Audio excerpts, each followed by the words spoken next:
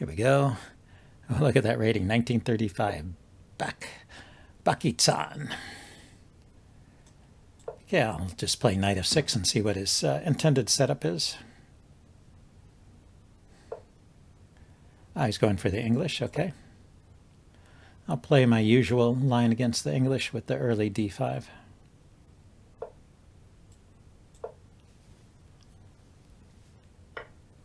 Guarantees I get at least one half-open file, so I don't have to suffer in some closed position. So that's an interesting move. He's moving the e-pawn twice, and he can even move it again. But he doesn't this time. So I can play e5 myself, but he'll take it. So maybe I can't. So what he's saying is he's going to play e5, and he's also taken my natural knight d4 move away. But he hasn't taken that move away. He has not. I can still play that. So let's go here, and then if he doesn't do something, I will play e5, get a stronghold on d4. Okay, now he's got a different idea, perhaps. I play e5, and he plays knight to g5, attacking the f7 pawn there, which is a bit annoying. So I'll stop that. Normally you castle in response to something like that, but I'm a couple moves away from castling still. Now I can safely play e5, move the bishop, and get castled.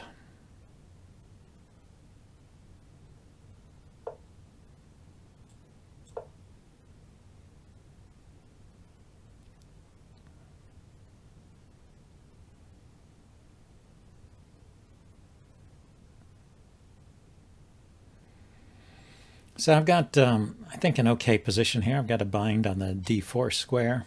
He can undermine with a move like b4, but, well, it takes time, and I will just keep developing.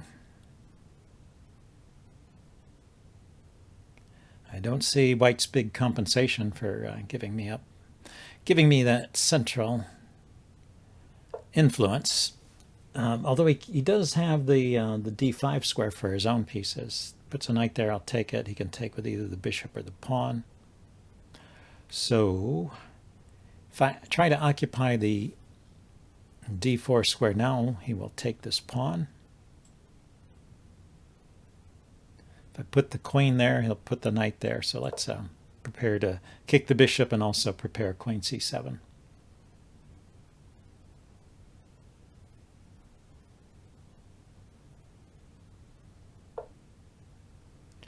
So he's going after this pawn, but it's not yet in need of defense. Now he kicks there. I'm just going to take it. I don't want to let a knight survive there. He can take back with the bishop or the pawn. I'm probably still going to follow up with knight to d4.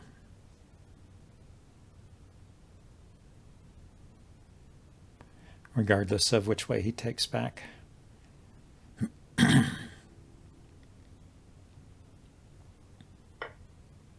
Yeah, he took with the pawn. That's an interesting way to play. I commend his ambition. He gets a passed pawn, although it's isolated, so could be either weak or strong.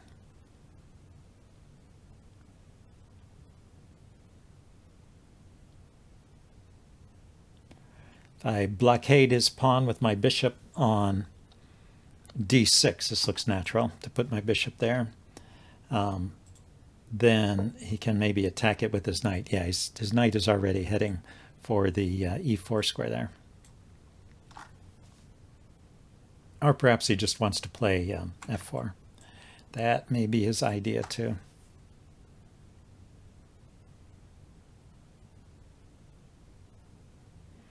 Well, it's time to bring the bishop out. Here, let's kick his bishop first. I was thinking I could bring the bishop out with a tempo here on this pawn.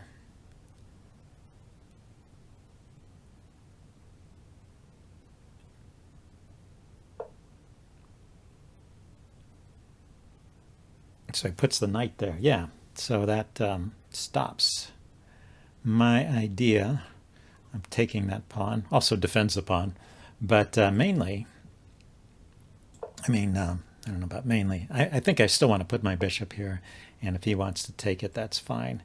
Let's get a rook opposite his rook. He is threatening to take my knight at a time when I'll have to take back with the e-pawn.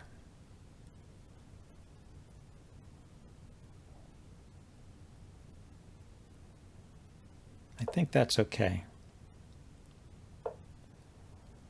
Aha. Okay, now I need to do something about that idea. If I get my queen out, because he takes away this e-pawn, I can't take back with the e-pawn anymore, and I have to take back with the c-pawn. So I put my queen here, though. He could take the pawn. Well, I could take his knight then. I'm just worried this bishop will end up hanging in some cases. He has to take my knight. So he goes here. Forces me to take his knight. And I'll take here.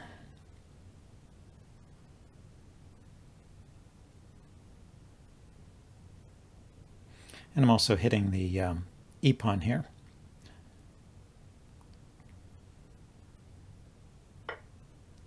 So he decides to go there. Yeah, I mean, he might have tried to win a pawn with bishop takes knight.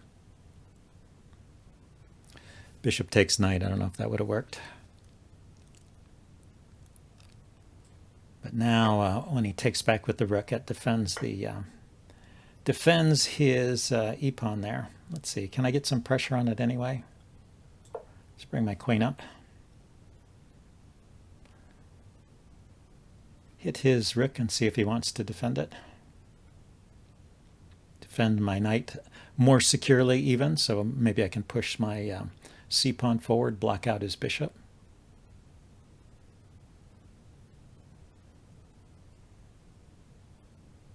Looking for squares my knight might jump into, but I don't see any big tactic there just yet.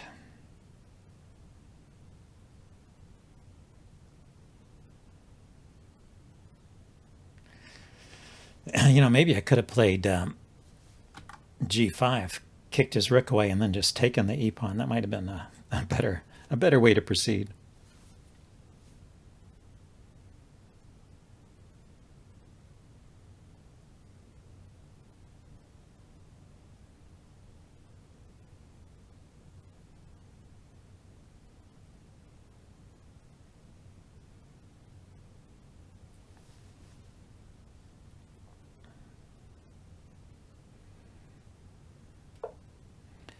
Yeah, I think I will do that.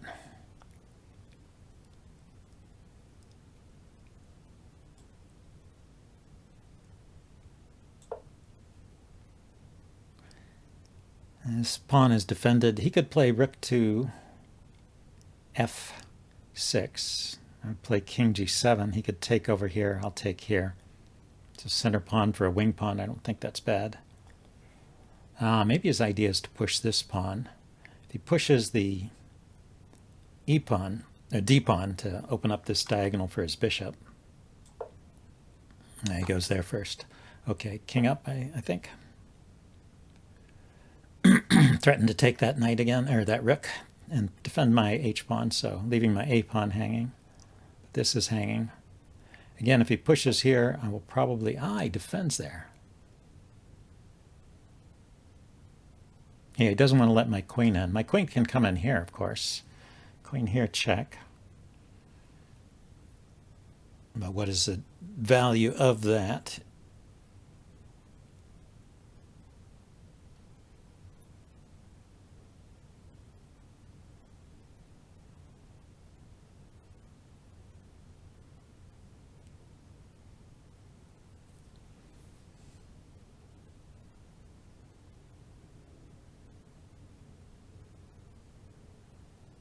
Yeah, there ought to be something I can do with the knight. Knight here, the rook moves. If he wants to protect the pawn, it'll go here. But where does the knight go after that? If I shut out his bishop, he takes. Knight here threatens, knight here threatens not only the rook, but also queen takes.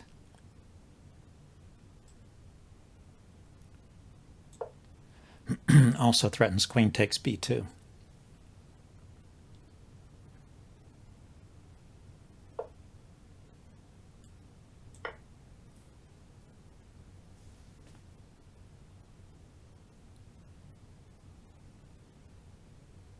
I really expected him to play rook to e2 there.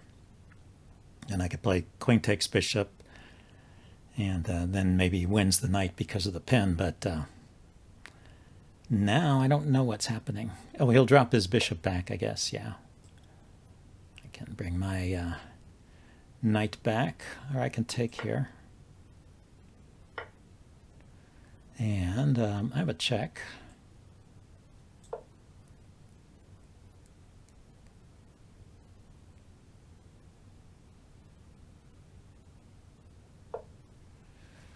Okay, let's bring this other rook into the game here.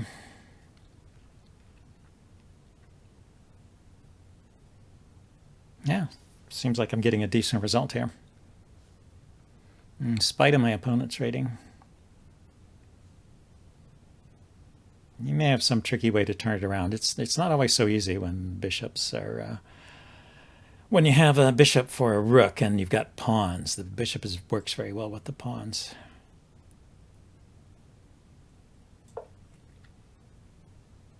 So I want to trade off one pair of rooks,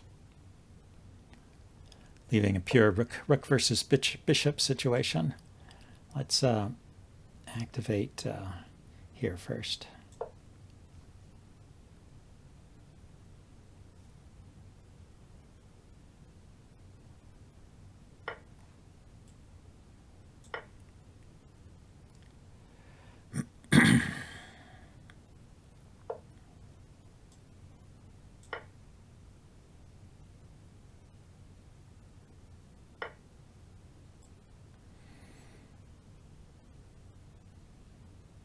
Okay, just wanted to stop that pawn from coming forward. I don't know, I may have been a little bit conservative there. I have the check here. And the queen was guarding that square, but I'm low on time. I don't want to screw up too much. And he's going to try and find a way to get over to the rook file, I imagine. See if I can do something similar. If I can operate on the dark squares here, he can't touch me with his bishop.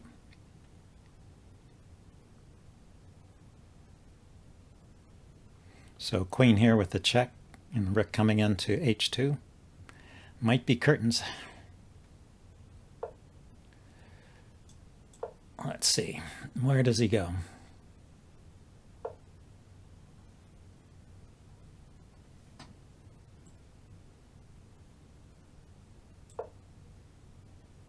He has to keep going back. Oh, and then I have a mate. Or something like it. Yeah, I can't play there. All right, well, that was a nice first game. Here, let's see if we can get a rapid game here.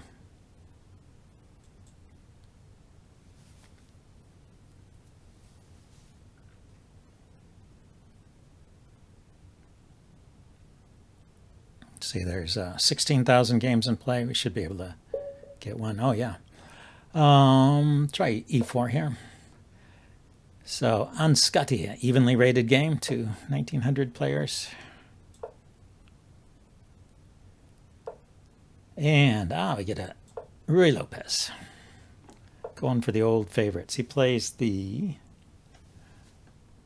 black. Black plays the old Steinitz defense.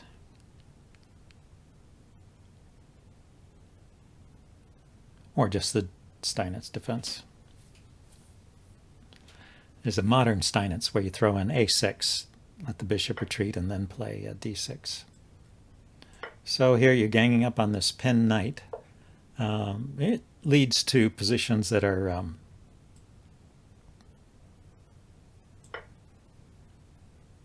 okay for black. A little bit cramped, but not bad.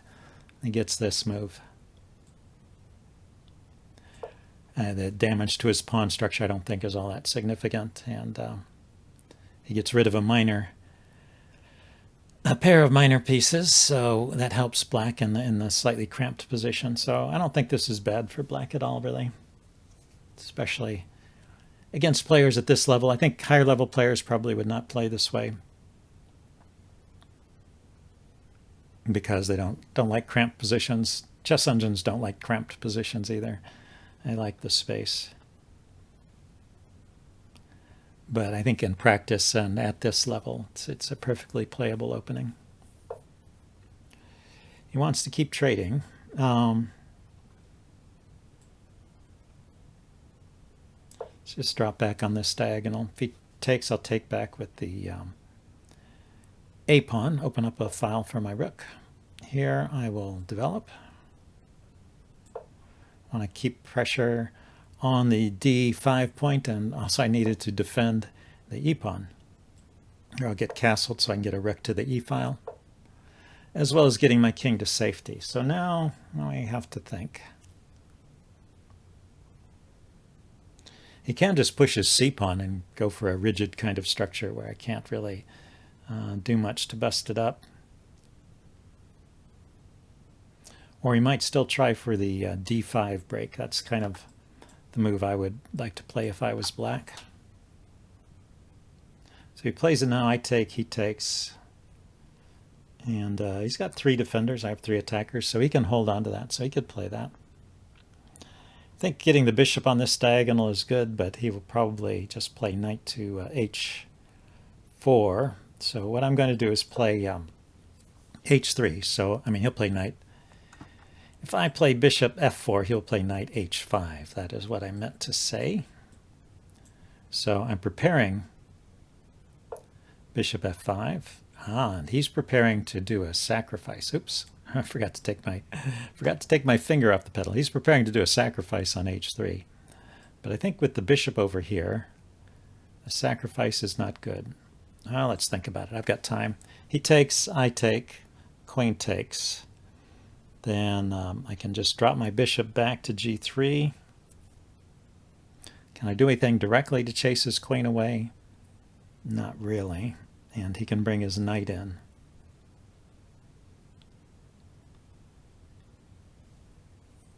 So bishop here, bishop takes, pawn takes, queen takes. My move. His threat is knight to g. Knight to g4 there, and queen to h2. That's his idea. And the bishop guards h2. I think I will be able to withstand that sacrifice.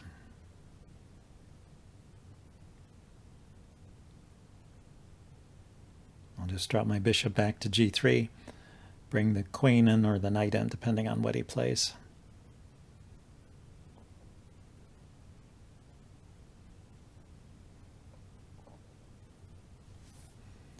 So Scotty is thinking about that sacrifice, I imagine.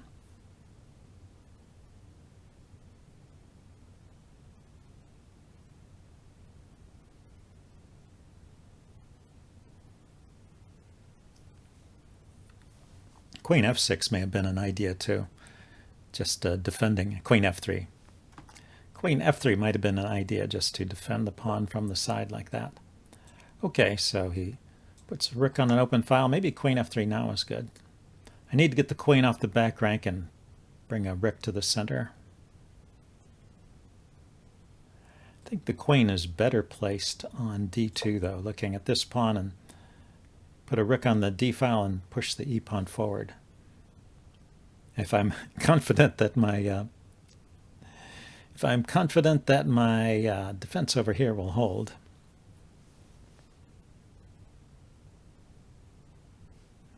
And this is a reasonable way to play. So e5, pawn takes, bishop takes. That's one way of playing this. e5, he can't move the pawn. He's got the knight that's hanging. e5, the knight moves. I can take, which attacks his bishop. He takes my bishop, hitting my queen. Yeah, so if play e5 and the knight moves, I have to retreat the bishop, and then maybe he can push this pawn forward. Ah, so he's looking that way. That's interesting.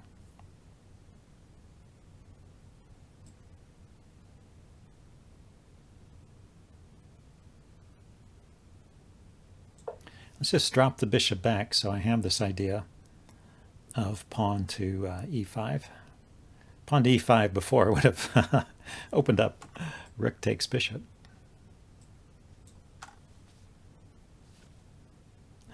What I'm wondering about is whether I should prepare. Yeah, it's very interesting. He wants to double on that file. So I could kick that knight, or that rook. 1, 2, 3, 4. He can go to this square.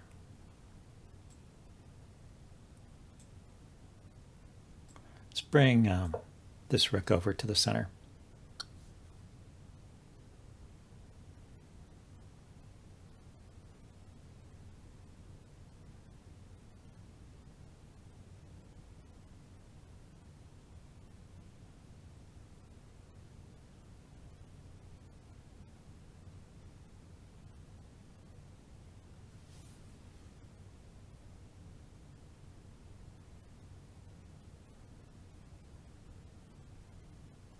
Now if I play a3,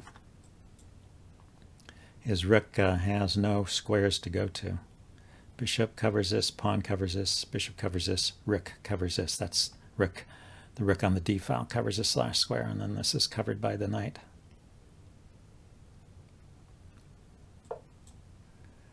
So it will drive his rook back. So let's go ahead and do this. I got to remember to switch back to move mode here.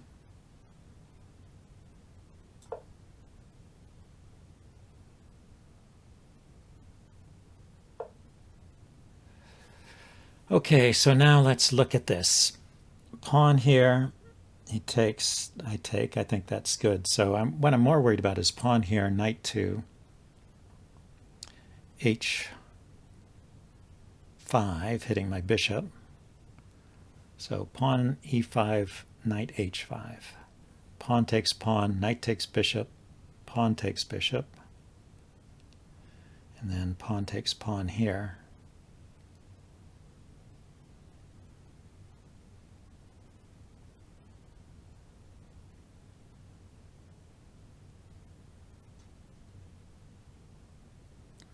And he can just take back with the pawn. Doesn't seem to do a whole lot. But it feels like the right thing to do. I mean, it does leave him with the loose bishop here. Maybe I can exploit that in some way.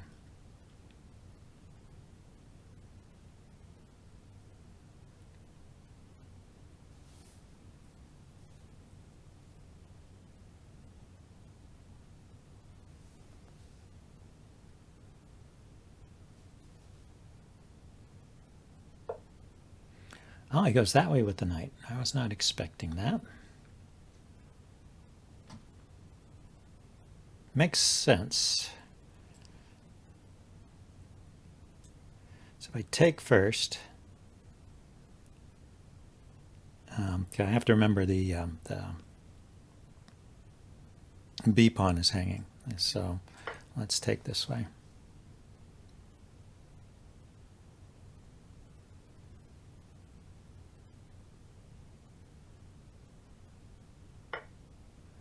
Yeah. His rook defends the bishop, but now there's a certain amount of overloading. So for example, if he plays rook takes pawn at the end of some sequence, then that leaves this bishop hanging. So I can play knight takes knight. If he plays bishop takes, oh, he has to, after I play knight takes knight, he has to play pawn takes, right?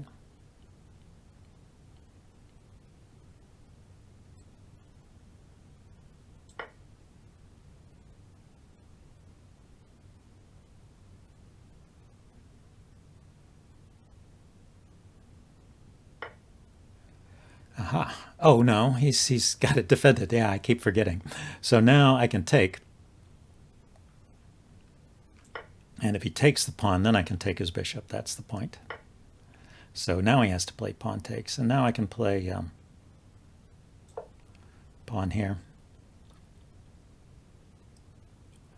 And I'm threatening to take on threatening to take on d5 there. Threatening to take this pawn.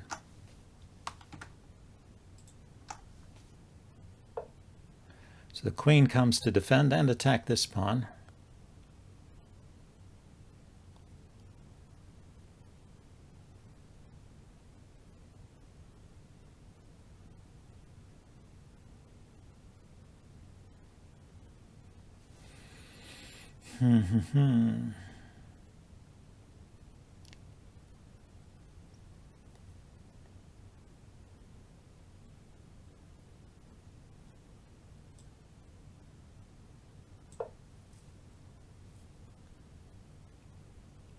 Yeah, let's just double on the E file. I don't care about this pawn so much if I can get those center pawns. And after that, this pawn falls, I think. After I get the d5 pawn, I can go after the d6 pawn. He can play his bishop to here, to e5. I can take and then take his bishop and then take the pawn. So let's start by taking the pawn. He prepared a flight square for his king. Gave his king some Luft. And let's keep up with this.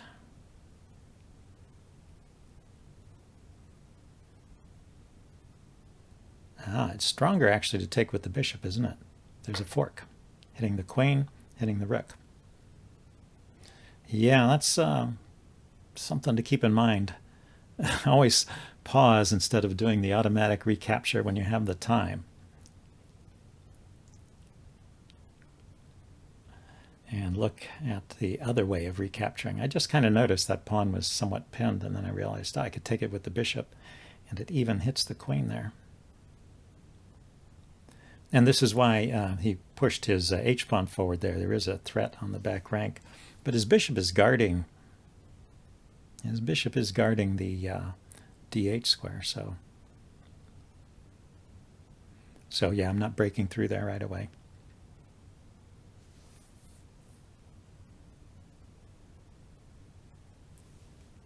The bishop is guarding d8.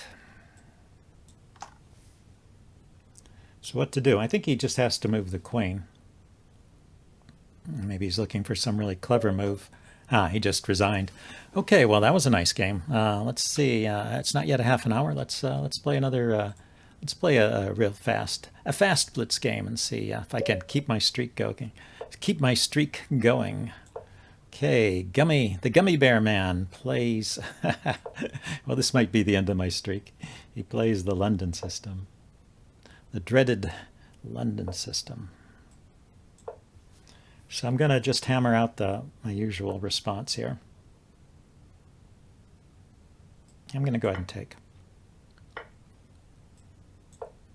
So I don't have to worry about this bishop being overloaded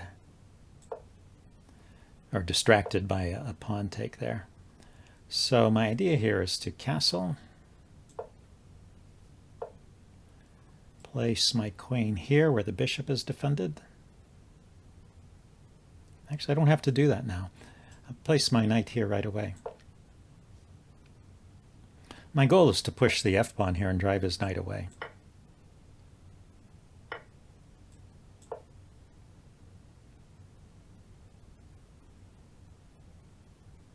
It's important when you want to do this kind of thing not to push your h-pawn. If the h-pawn had been pushed, then the knight could come in here because it would create all those weaknesses. So you keep your h-pawn back when you do that. And now I can push through in the center, right? If I play e5 right now, he takes, I take, he takes, I take back, he takes, knight takes, bishop takes, rook here. I guess I should put the rook there first. Putting the rook there is a pin, but I've just traded off all the pawns I might use to really win something with that pin.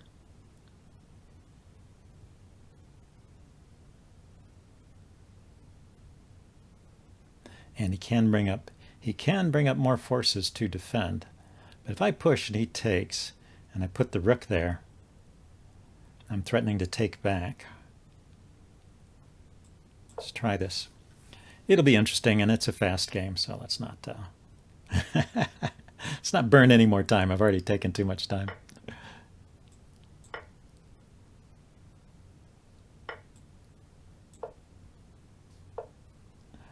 Okay, he just gives it up.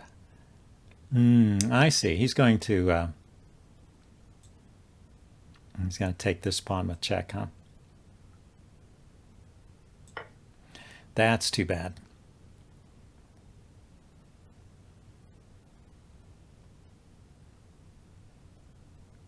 Yeah, he's got queen takes. Queen takes d5 anytime he wants. So let's see. What's the score? I've got to keep taking pieces here, right? And let's take once more. And now I can move my knight. So let's find some good square for the knight. So I just lost a pawn, but at least I'm not down a piece. But he's got active pieces now. Yeah, let's put a stop to that idea. Don't want no discovered attacks there. Here, let's take the bishop off. I don't have to. I could play the knight here first.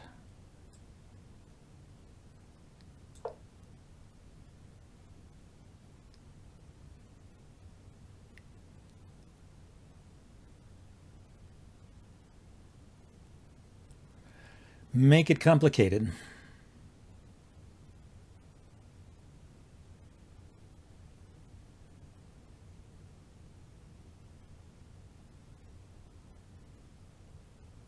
Force him to burn a little time there.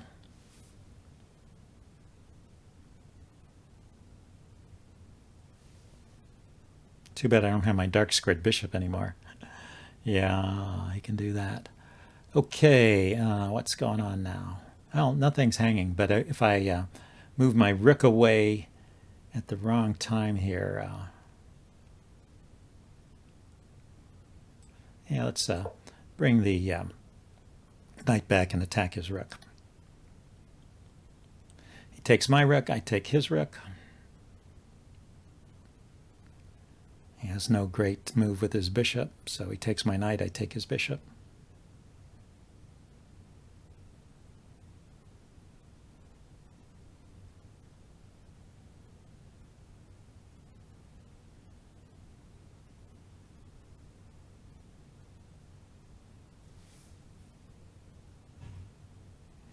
Now he's starting to burn some time. That's a good sign. Maybe we can get him in time trouble.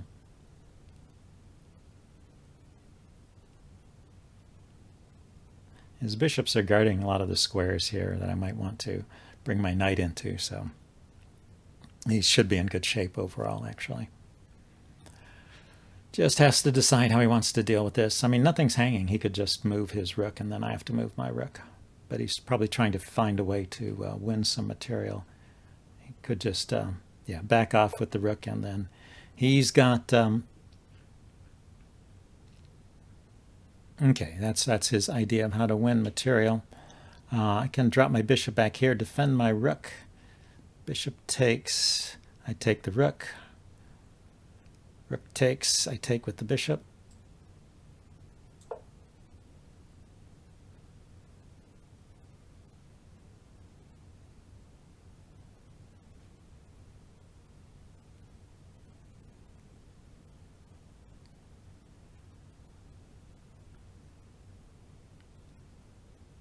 Yeah, having the bishop and the rook on the same color is often handy. Oh, he gets two pieces. Didn't see that. Okay. He does get two pieces for the rook.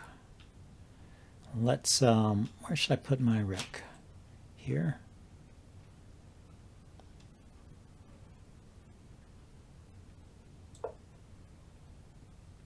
Hard to say. I don't want to trade rooks at this point. I want to try and use my pair of rooks to make his life miserable.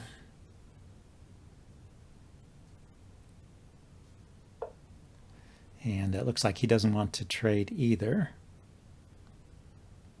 Commendable.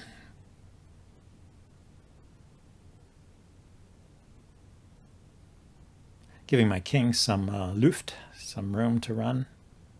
It's hard with these bishops. He's going to be able to bring those bishops out and attack and harass me. So I'm, looking for opportunities.